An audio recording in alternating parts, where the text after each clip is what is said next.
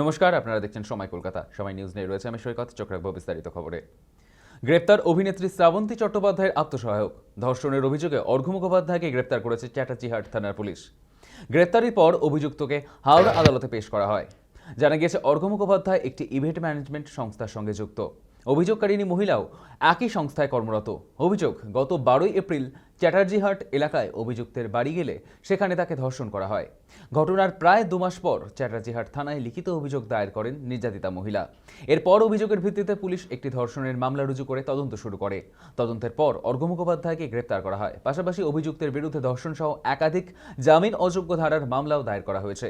আপাতত ঘটনার সমস্ত দিক খতিয়ে দেখছে তদন্তকারীরা। আদালতের নির্দেশ অনুযায়ী পরবর্তী আইনি প্রক্রিয়া চলবে বলে সূত্রের খবর।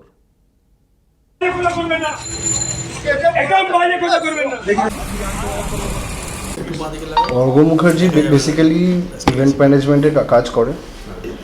এবার ওনার এগেনস্টে ওনার এক বান্ধবী কমপ্লেন করেছে, ওনাকে নাকি সেক্সুয়ালি হ্যারাসমেন্ট করা হয়েছিল। যদিও ঘটনাটা ঘটেছে সে 12 এপ্রিল ঘটনাটি ঘটেছে হাওড়াতে, ওই চ্যাটার্জিহাট যেখানে অ্যাকিউজড আছে, অ্যাকিউজডের বাড়িতে ঘটনাটি ঘটেছে।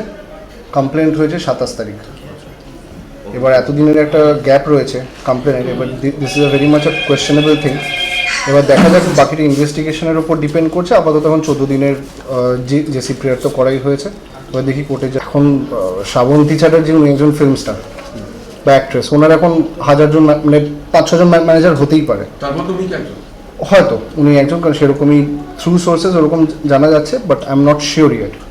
হতে পারে হয়তো। তো এর বিরুদ্ধে কি মামলা করা হয়েছে? সেক্সুয়াল হ্যারাসমেন্টের মামলা করা হয়েছে। বলে দিচ্ছি, under section 127 subclause 2, 74, 75, 76, 64 and 62 of BNS. মানে এগুলো কি সব করে নন বেলেবল সেকশন আর সেক্সুয়াল অফেন্সের উপর। হ্যাঁ, জেসি প্রেয়ার হয়েছে। আশা করা যাচ্ছে তো নিশ্চয়ই আগামী দিনে বেলে তো বের করা হবে। বেটির যে অভিযোগ, সেটা কি তারা কি দীর্ঘদিনের পরিচিত? হ্যাঁ, দীর্ঘদিনের পরিচিত। ওনারা এক ফিল্ডেই কাজ করেন। মেয়েটিও বোধহয় ইভেন্ট ম্যানেজমেন্টেরই কোনো সেক্টরে কাজ করে।